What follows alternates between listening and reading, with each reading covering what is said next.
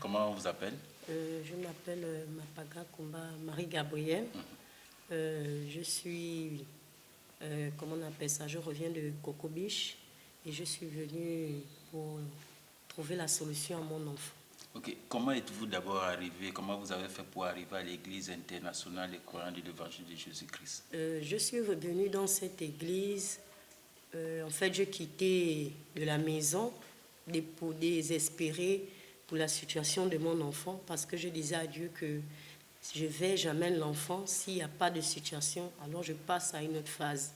Et c'est comme ça, en venant, j'ai rencontré un évangéliste, Papa Pascal, le pasteur, qui m'a rencontré, qui m'a parlé de Jésus.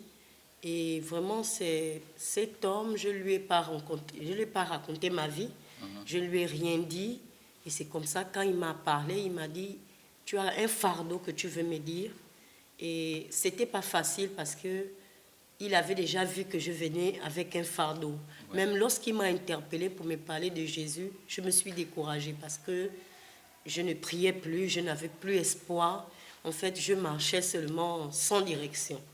Et c'est comme ça, quand il m'a parlé de Jésus, il a parlé des situations que je ne l'ai même pas rencontrées parce que c'était la première fois que je le vois.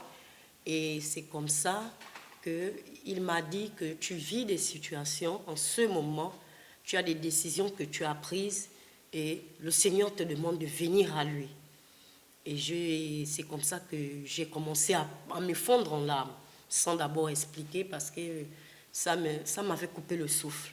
Et je disais, c'est qui cet enfant? En fait, je pensais que c'était même un ange, un monsieur comme ça que Dieu avait envoyé.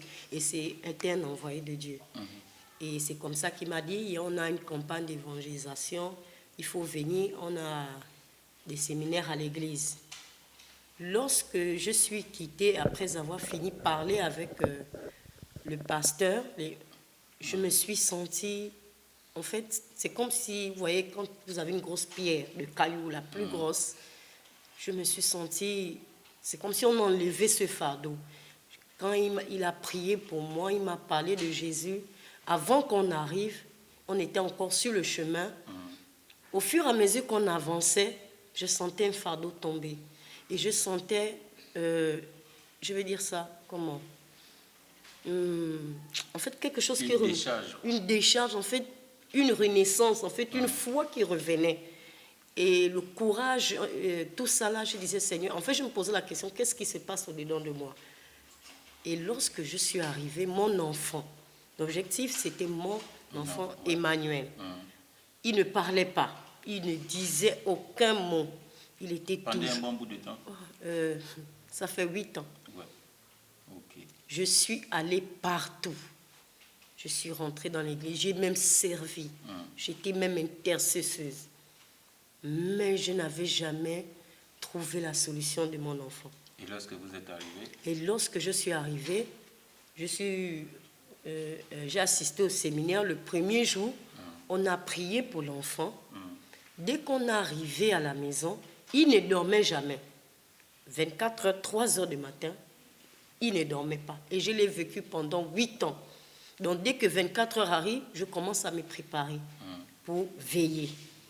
Parce qu'il piquait des crises où il ronronne comme un cochon, soit il fait comme s'il aboie comme un chien. Et des fois, il faisait des crises, il devient dur, crispé. Et tout le temps, c'était ça pendant 8 ans, papa. Je ne trouvais pas le sommeil. Le corps que j'ai là, ce n'était pas le corps que j'avais. Mais avec la grâce de Dieu, depuis que je suis venue ici, dès qu'on a prié pour lui pour la première fois, dès que je suis arrivée, j'ai même trouvé ça étonnant. Dès qu'on est arrivé, la seule chose qu'il a fait, c'est de manger, aller dormir lui-même. Et ma famille aux alentours était même étonnée, lui cherchait, même moi je n'avais pas rendu, je ne me suis pas rendu compte.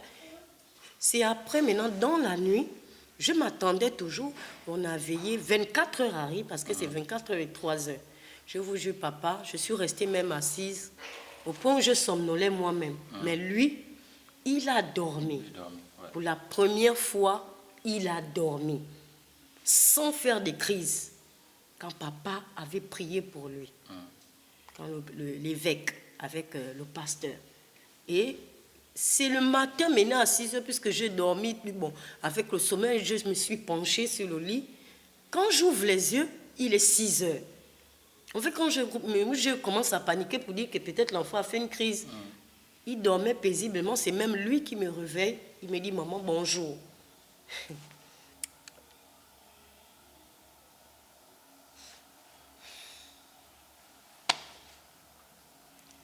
Il est sorti, il ne jouait jamais avec les autres.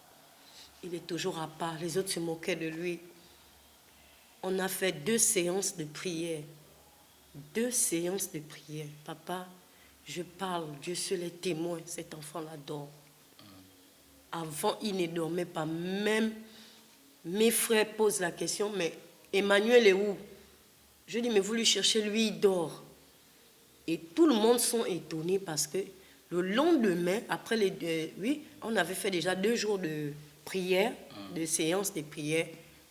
Et c'est comme ça, un jour, un matin, il s'est levé, il a commencé à appeler les noms des autres. Comme j'ai mes nièces, les neveux, il appelait Rose, ma belle-sœur Sheila. Tout le monde l'a regardé, nous tous on l'a regardé. C'est comme ça qu'à un moment, j'ai prêté attention à ce qu'il disait. J'ai dit, mais oh, mais Emmanuel parle. En fait, j'ai crié parce que j'étais étonnée. C'est comme ça, ils ont dit, oh, mais il fait sortir les paroles. Donc, il a commencé à jouer avec les autres pendant 8 ans, papa. Il ne jouait jamais avec les autres, il ne disait pas un mot. Il restait de son côté, les autres se moquaient même de lui. Mais aujourd'hui, depuis la dernière qu'on a commencé la prière, et surtout la prière des enfants que papa avait fait, je fais chaque jeudi. Non, jusqu'au jour d'aujourd'hui, vous venez même à la maison, vous allez trouver Emmanuel en train de parler. Et durant le temps qu'on venait même là, il ne faisait que parler. Super. C'est un témoignage poignant. Peut-être que quelqu'un vit une situation aussi compliquée ou difficile dans votre quartier ou dans votre entourage. Quel est le message que vous pouvez dire à la personne?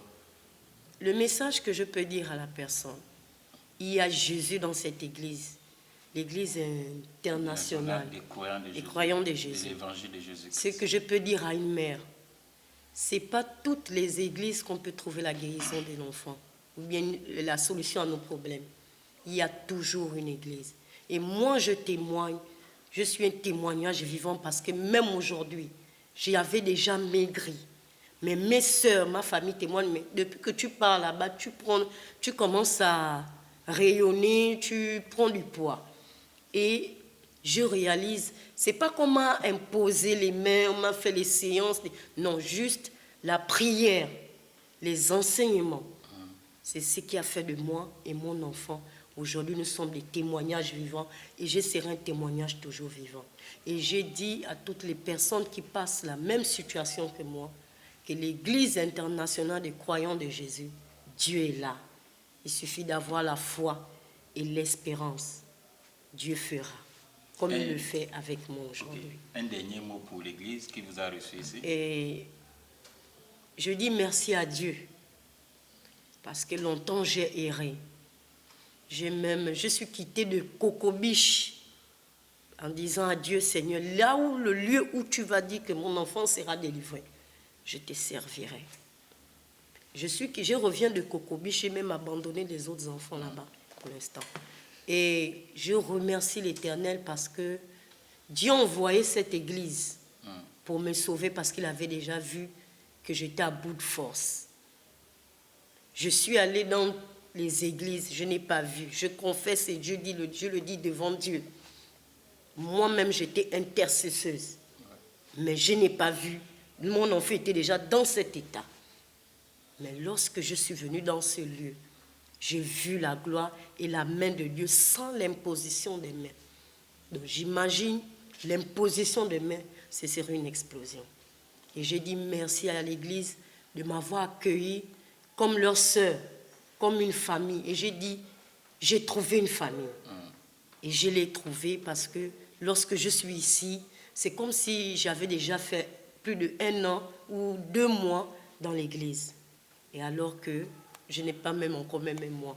Il y a l'amour, ce que j'aime ici. Il y a l'amour pour les autres. Okay. On se soucie des autres, c'est vraiment... En fait, je ne sais pas comment il faut dire. Les mots me manquent. Les mots me manquent. Merci encore. Ok, c'est moi qui vous remercie beaucoup. Mayel. Ah, ok. Chose qu'il ne disait jamais. Super. Oui, pas? Ton jouet où? C'est ça?